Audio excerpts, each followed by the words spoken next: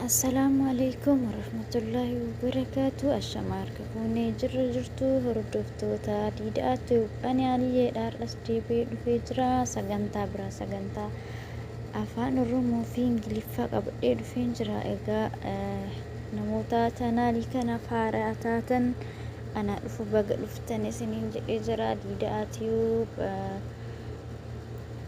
chaanaalin kun chaanaalii afaan guddisuu irratti xiyyeeffate afaan Oromoo fi afaan Ingiliffaa akkasumas barumsa tokko waan isin fayyada jedhee yaadu kan irratti isin maxxansuudha. Baga dhuftanii ana dhufu isiniin jedhee isin simadheera. Subscribe naaf gochuu hin dagatinaa isiniin jedha. Warroonni subscribe gootanii maatii koo taatan immoo yaada yoo qabaattan koomentii naa godhu, like share naa godhuun na jajjabeessaa isiniin jedha. warroonni akkumas like sharing akkasumas subscribe naa gootanii na jajjabeessaa jirtan hedduu tokkoon isin jaaladha, baay'ee tokko naaf galatoomaa isiniin jedha.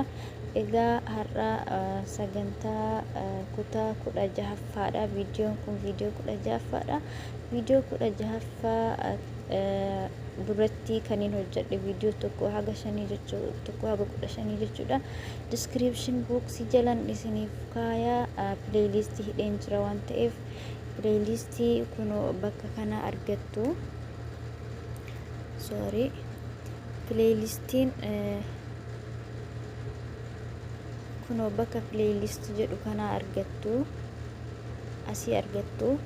Bakka playlist jedhu kana irratti xuuxanii yoo jettan jalqaba irratti argama learning afaan Oromoo in English kan jedhu kun isa kanaadha. Viidiyoota hanga ammaa hojjedhee as keessatti walitti isiniif qabee jira. Tartiiban seentanii suuta tokko tokkoon ilaaluu dandeessu jechuudha. Namoota hedduutu iyyuu na gaafataa gareenuu ijaarii WhatsAppiin Telegiraamiin warra naan jettaniif haala kanaan walitti bakka tokkotti qabee isiniif mijeesseera. Asumaan seentanii daawwachuu dandeessu yookaan immoo linkii isaa description box jalaan isiniif kaasanii jechuudha. Egaa barumsa keenya kanarraa waa'ee sagalee jechuudha. Sagalee qaamota keenyaa kutaa lammaffaadha. Viidiyoo tokko amma dura hojjedheen ture waa'ee sagalee qaamota keenyaa irratti kun isa lammaffaadha. Seenaatii viidiyoo sanis ilaalaa kana sangadhumatti ilaalaa isiniin jedha. Wassalaamu alaikum.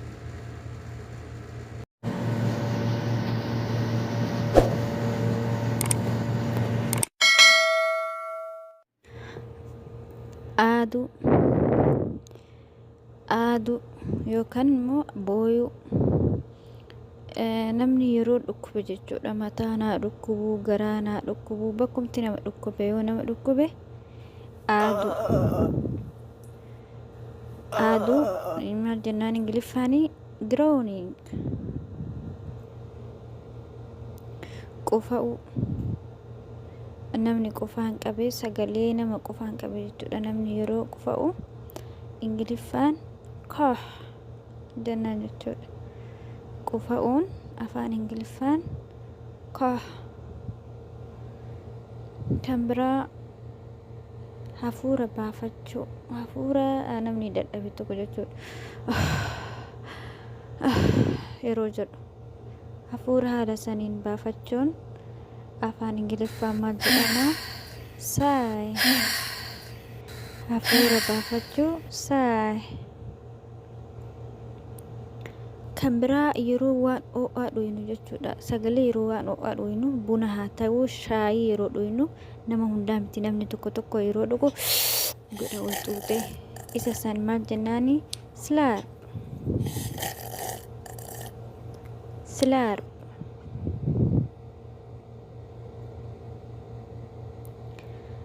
Inni biraa yeroo afaan lulluuqqannu yookaan dhiqannu jechuudha.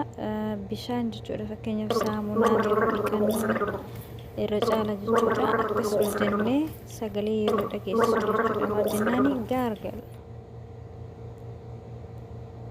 Inni biraa harka waliin dha'uu.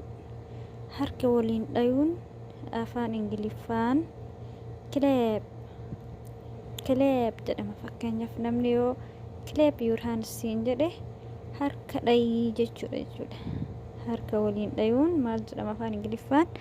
Clap. Inni biraa fiisuu. fiisuun afaan ingiliffaan maal jedhama? Whistle.